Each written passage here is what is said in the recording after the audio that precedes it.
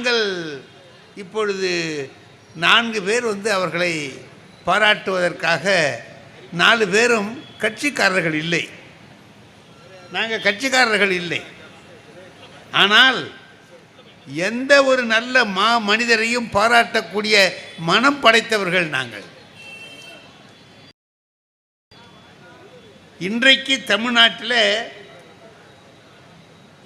இந்த தமிழ் இனத்தை காக்கக்கூடிய ஒருவர் இருக்கிறார் என்றால் அது நம்முடைய தளபதி அவர்கள்தான்.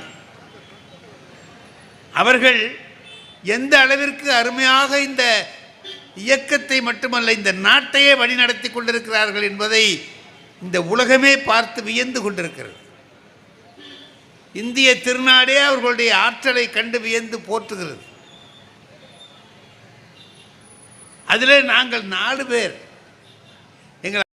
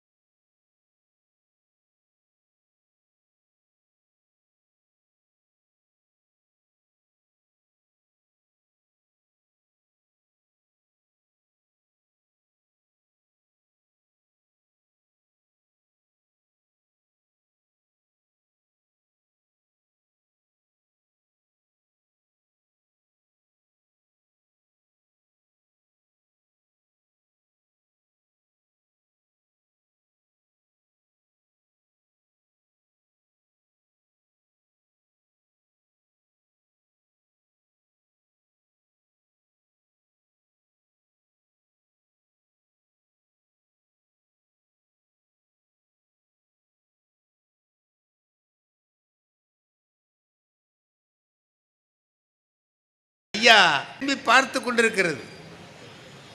அறிந்தவர்கள் நீங்கள், அரசியல் மிக தெரிந்தவர்கள் நீங்கள். இந்த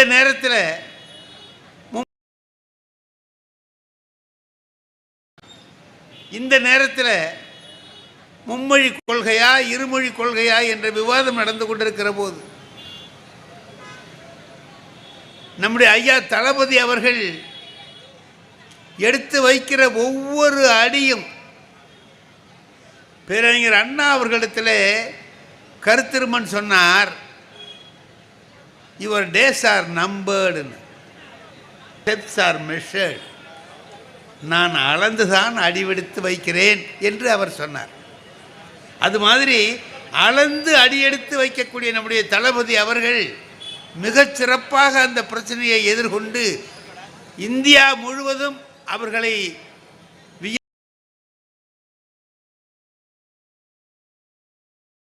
பார்க்கிற அளவிற்கு அவர்களுடைய செயல்பாடுகள் இருப்பதை நாம் பார்க்கிறோம். ஒரு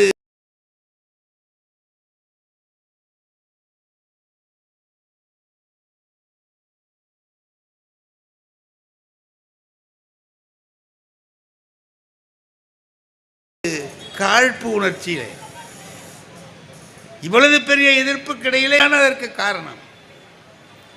நான் ஒரே ஒரு நிகழ்ச்சி சொல்றேன். எனக்கு ஒரு நண்பன் இருந்தான், நல்ல பையன். நம்ம வீட்டுக்கு எதையாவது நல்லா இருக்குன்னு சொன்னான்னா அடுத்த நாள் அது வீணாக போயிடும். அப்படி ஒரு உயர்ந்த குணம் உள்ளவன். எங்கள் வீட்டில் நார்த்த மரம் இருந்துச்சு. நிறைய நார்த்தங்காய் காய்க்கும். நாங்கள் பறித்து எல்லாருக்கும் கொடுப்போம். நார்த்தங்காய் நிறைய பழுத்து தொங்குது, அப்படியே நிறைய. இவன் வந்தவனே நான் கொல்லை பக்கம் அழைச்சிட்டு போயிட்டேன், தெரியாதனமா. அதை பார்த்தான் சார், அதை பார்த்தான், அவ்வளவுதான். நல்லா காய்க்கும் போல இருக்கேன்னா, நல்லா காய்க்கும் போல இருக்கேன்னா, அவ்வளோதாங்க. ஒரு வாரத்தில் மரமே பட்டு போச்சு, எல்லாமே வீணாக போச்சு. என் பேரன் குடுகுடுன்னு ஒடியாந்தான். பார்த்தான், உன் பேரன் நான்? ஆமான்னு. துருதுருன்னு இருக்கானே அப்படின்னா. சாயந்தரமே காலை உடச்சிட்டு வந்துட்டான். பயல்களுடைய மனசு அப்படி. நான் என்ன பண்ணேன், இவனை நல்ல விதமாக எதுக்காவது பயன்படுத்தணும். ஏன்னா இவன் சொன்னால் நடக்குது.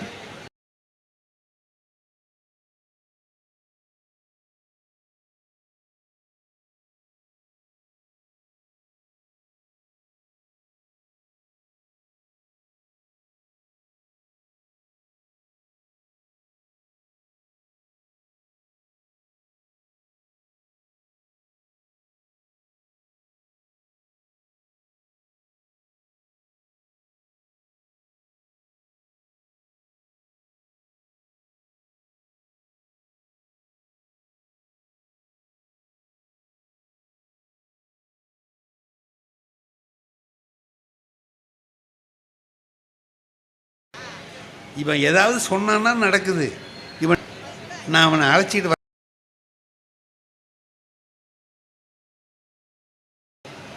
என்னன்னா களை ரொம்ப மண்டி இருக்கு பார்த்துட்டு அவன் சொன்னான், சார் இவ்வளவு களைக்கு இடையில பயிர் 2 ஒன்று இருக்கேன்னா.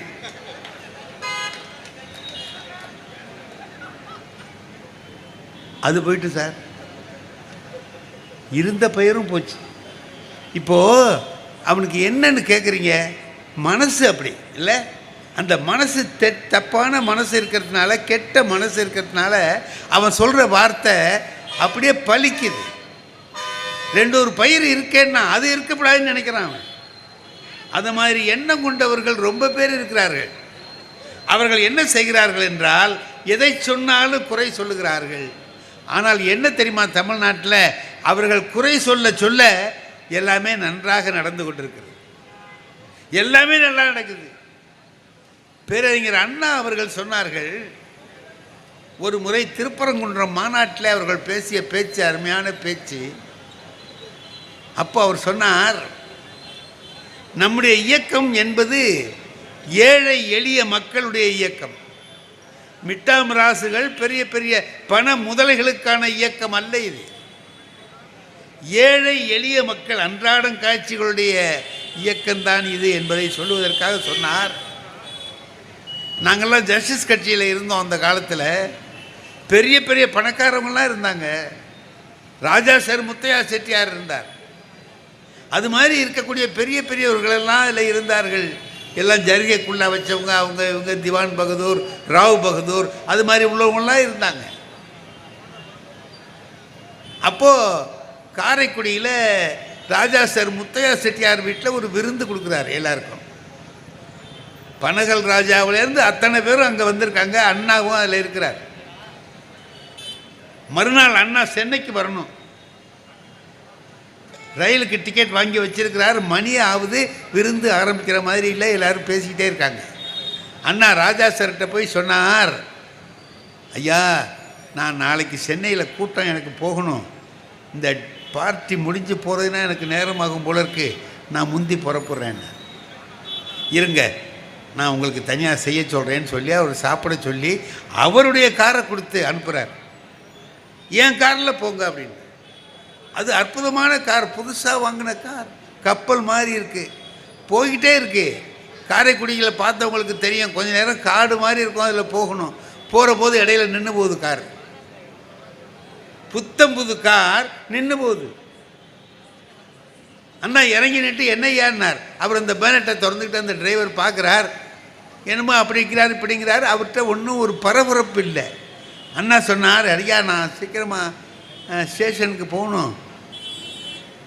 இது என்ன, இது நல்ல புது வண்டியாக இருக்குது, இதில் என்ன? இப்போ அண்ணா பரபரக்கிறார், அந்த டிரைவர்கிட்ட பரபரப்பு இல்லை. இப்போ இது வேலை ஆகுமா ஆகாதான்னு கேட்குறார். அதுக்கு அந்த டிரைவர் சொன்னாராம், அண்ணா சொல்கிறார், இப்போ அவசர அவசரமாக மெட்ராஸுக்கு போய் என்ன பண்ணி கிழிக்க போகிறீங்க? இன்னும் 4 பணக்காரனை வாழ வைக்க போகிறீங்களான்னு கேட்டார். யார் கேட்குறா? டிரைவர் கேட்குறார் அண்ணாவை. அண்ணா அப்போ நினச்சேன்னு சொல்கிறார். நான் நினைக்கிறேன் ராஜா நம்மக்கிட்ட தான் இருக்கிறார், ஆனால் டிரைவர் நம்மகிட்ட இல்லை, டிரைவர் நமக்கு எதிராக இருக்கிறான் அப்படின்ட்டு வந்துட்டார். அதுக்கு பிறகு திமுக ஆரம்பித்து அவர் அங்கே கூட்டங்களுக்கு போயிட்டு அதே காரைக்குடிக்கு வர்றார். வரும்போது நம்ம மாவட்ட செயலாளருடைய ஜீப்பு அதில் அண்ணா வர்றார். அது அங்கே பழுது நிஜமாகவே பழுதாக போய் நின்றுடுது. அவர் திறந்து பார்த்து பதற என்னமோ செஞ்சிட்ருக்கிறார். ஒன்றும் நடக்கலை. அண்ணா போய் என்ன ஆச்சு, என்ன நடக்குமானார். அண்ணா என்னென்னமோ பார்க்குறேன், ஏன் நின்றுச்சின்னு தெரியல, என்னன்னு தெரியல அப்படின்னு பதப்பட. அந்த நேரத்தில் கப்பல் மாதிரி ஒரு கார் வந்து பக்கத்தில் நிற்கிது. ஏன் நான் இங்கே நிற்கிறீங்கன்னு ஒருத்தர் கேட்குறார். நீங்கள் யாருன்னார். நான் ராஜா சார் முத்தையா செட்டியாருடைய டிரைவர். அவரை அழைக்கிறதுக்காக நான் ஸ்டேஷனுக்கு போயிட்டுருக்கேன், நீங்கள் வாங்கன்னா நான் உங்களை ஸ்டேஷனுக்கு அழைச்சிட்டு போகிறேன்னார். அண்ணா சொன்னாராம், ஐயா ராஜா சார்லாம் இப்போ எங்ககிட்ட இல்லை, நீ அழைச்சிட்டு போனேன்னு தெரிஞ்சால் அவர் உன்னை கோச்சுக்குவாரியான்னு சொன்னாரான். அதுக்கு அந்த டிரைவர் சொன்னாராம், அவர் கிடக்கிறார், நீங்கள் வாங்கன்னார். அண்ணா சொல்கிறார், இப்போ ராஜா நம்மக்கிட்ட இல்லை, ஆனால் டிரைவர் நம்மகிட்ட இருக்கிறான். எப்போ அந்த டிரைவர் நம்மகிட்ட இருக்கிறாரோ அதுதான் வளர்ச்சின்னு சொன்னார். ஏழை எளிய மக்கள் நம்மோடு எப்போது இருக்கிறார்களோ அது வளர்ச்சி. இப்போ நம்முடைய திராவிட முன்னேற்ற கழகத்தை காப்பாற்றி கொண்டிருப்பவர்கள் ஏழை எளிய தாய்மார்கள். அவர்கள் எல்லாரும் நம் பக்கம் இருக்கிற போது பெரிய பெரிய ஆட்கள்லாம் வந்து ஒன்றுமே செய்துவிட முடியாது. இதை நாம் நன்றாக உணர்ந்து வைத்து கொள்ளலாம். அவர்கள் கேட்குற கேள்வியெல்லாம் பார்த்தீங்கன்னா என்னமோ மாதிரி கேட்குறாங்க. தென்னாலிராமன்கிட்ட கிருஷ்ணதேவராயர் கேட்குறார் ஒரு நாள், தென்னாலிராமன்னார், என்ன ராஜா, நம்ம ஊரில் எத்தனை காக்கா இருக்குன்னு கேட்டார். இது யாருக்காவது தெரியுமா, எத்தனை காக்கா இருக்கு அப்படின்னு. இப்போ தென்னாலிராமன் பதில் சொல்லணும். ராஜா கேட்குறாரு, என்ன ராஜா கேட்டீங்கன்னா, எத்தனை காக்காப்பா நம்ம ஊரில் இருக்குது அப்படின்னு கேட்டார். 8765 காக்கா இருக்குன்னு. நீ பாட்டுக்கு சொல்கிற டபார்னு எண்ணி பார்ப்போம், கூட இருந்தால் என்ன பண்ணுறதுன்னா, கூட இருந்தால் வெளியூர் காக்கா வந்திருக்கும், குறைச்சலாக இருந்தால் இந்த ஊர் காக்கா வெளியூருக்கு போயிருக்கோம், அவ்வளோதான். அதாவது முட்டாள்தனமாக ஒரு கேள்வியை கேட்குற போது காக்காவை எண்ணிக்கிட்டா உட்காந்துருப்பான். என் மக்கள் தொகை என்னன்னு கேட்டால் சொல்லலாம். இவன் கேட்குற கேள்வி என்னன்னா, காக்கா எத்தனை இருக்குது அப்படின்னு கேட்குறான். அவன் ஒரு தோராயமாக சும்மா சொல்ல வேண்டியது. இப்போ என்ன நடக்குது நாட்டில் அப்படின்னு கேட்டிங்கன்னா, எங்கேயோ இருக்கிற அந்த அமைச்சர்கள், டெல்லியில் இருக்கிற அந்த அமைச்சர்கள், அவர்கள் வாய் புளிச்சதோ மாங்காய் புளிச்சதோன்னு எதையோ சொல்லிட்டு ஏண்டா சொன்னோன்னு இப்போ கிடந்து தவிச்சிட்டு இருக்காங்க. அவர்கள் சொன்ன சொற்கள் எல்லாம் அப்படி இருக்கு. ஏன்னு கேட்டால், இந்த நாடு இப்போ எப்படி இருக்குது, இந்த தமிழ்நாடு மட்டும் எப்படி இருக்குதுன்னு கேட்டிங்கன்னா, இந்தியாவிலேயே ஒரு தனித்தன்மை உடைய நாடாக விளங்குது. இந்தியாவிலேயே தனித்தன்மை உடையதாக இருக்கிறது. இதனுடைய முதலமைச்சர் சுயமரியாதை உள்ளவராக இருக்கிறார், தன்மானம் உள்ளவராக, தமிழை தன் தாய்மொழியை காக்கக்கூடிய வல்லமை உடையவராக, எல்லா மக்களையும் அரவணைத்து செல்லக்கூடியவராக நமக்கு அற்புதமாக வந்து வாய்த்திருக்கிறார் நம்முடைய தளபதி அவர்கள். அவர்கள் செய்கிற அந்த வேலைகள் எல்லாமே மற்றவர்கள் பார்த்து வியக்கும்படியான வேலையாக இருக்கிறது. ஏதேதோ பொய்யெல்லாம் சொல்லிக் கொண்டிருக்கிறார்கள். அவ்வாறு அவர்கள் சொல்லுவதை ஒரு காலத்திலும் நம்மால் ஏற்றுக்கொள்ள முடியாது.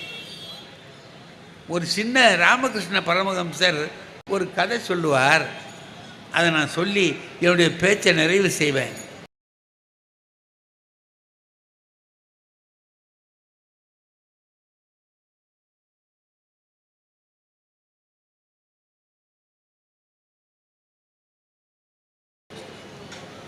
ஒரு சாமியார் இருக்கார்.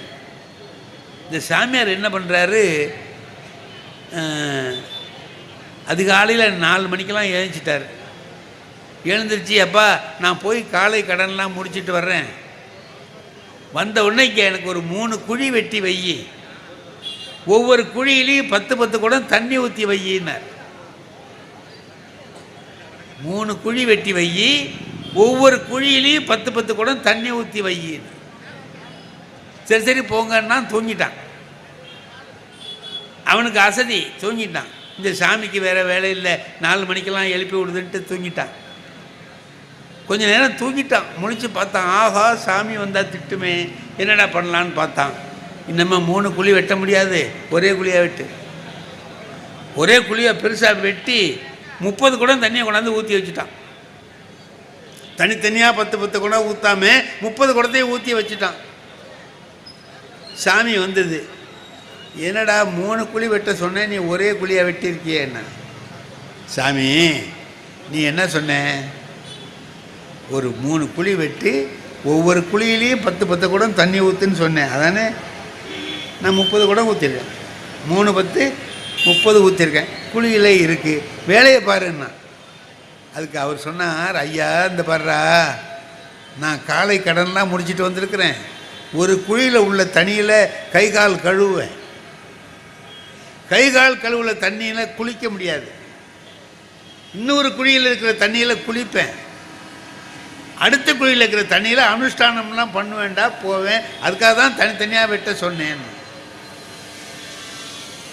அவன் சொன்னான், அதில் என்ன குறைஞ்சி போச்சு, இப்போ இதிலே எல்லா வேலையும் பாருன்னா.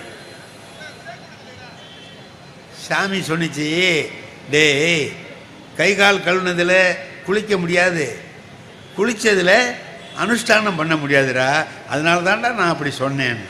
அதுக்கு அந்த சிஷ்யன் சொன்னான், இப்போ என்ன உனக்கு மோசம், முதல்ல அனுஷ்டானத்தை பண்ணு, அப்புறம் குளி, கடைசியில் கை கால் கழுவிட்டு போயேன்னா.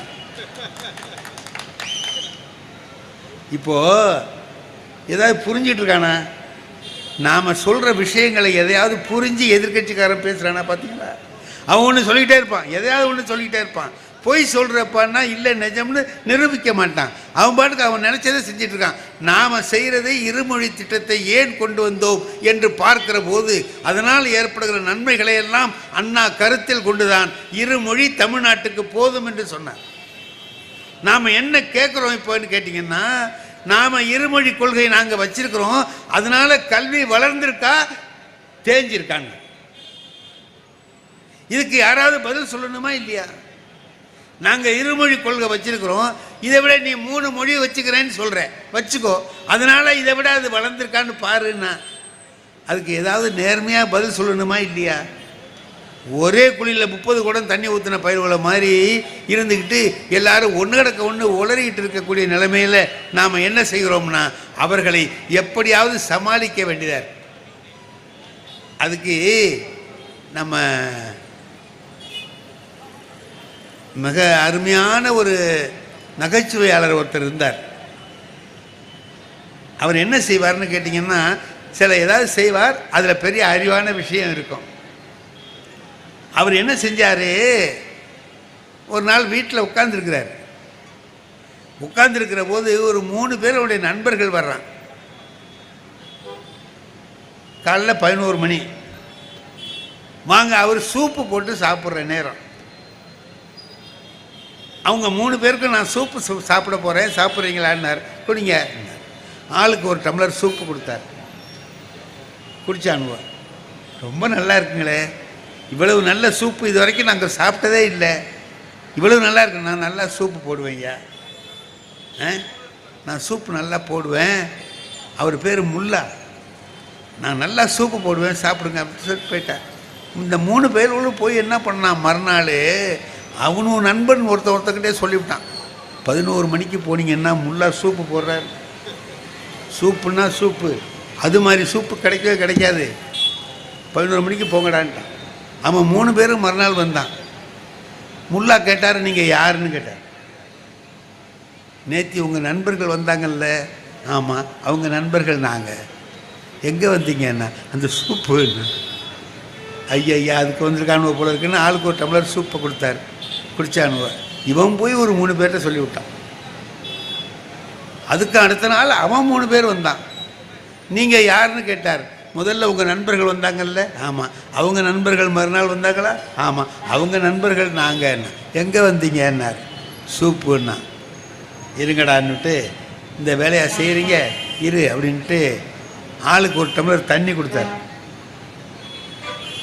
அவனும் என்ன நினச்சானுவோ, முதல்ல தண்ணி கொடுத்துட்டு அப்புறம் சூப்பு கொடுப்பார் போல இருக்குன்னு நினச்சிக்கிட்டு முதல்ல தண்ணியை குடித்தானுவோ. குடிச்சிட்டு கொஞ்ச நேரம் பேசிக்கிட்டே இருந்தான். அப்புறம் என்ன செய்தின்னார். அதான் அந்த சூப்பு அப்படின்னா. நான் கொடுத்தனே வந்தோடனே என்ன தண்ணியில் கொடுத்தீங்க. தண்ணி இல்லையா அது, நீங்கள் யார்? என் நண்பனோட நண்பனோட நண்பன். நான் உங்களுக்கு கொடுத்தது சூப்போட சூப்பு, அது அப்படி தான் இருக்கும்னார். நீயே யார்? நண்பனுக்கு நண்பனுக்கு நண்பன். அது என்னடாண்ணா சூப்புக்கு சூப்பு இப்போ இருக்குண்ணா.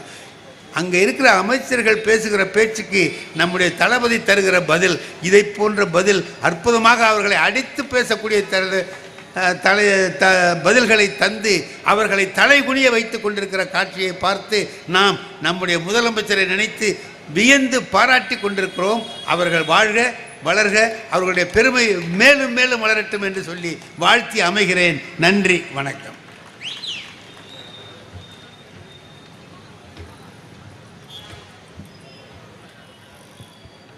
நகைச்சுவை அரசர் ஐயா சண்முக வடிவேல் அவர்களின்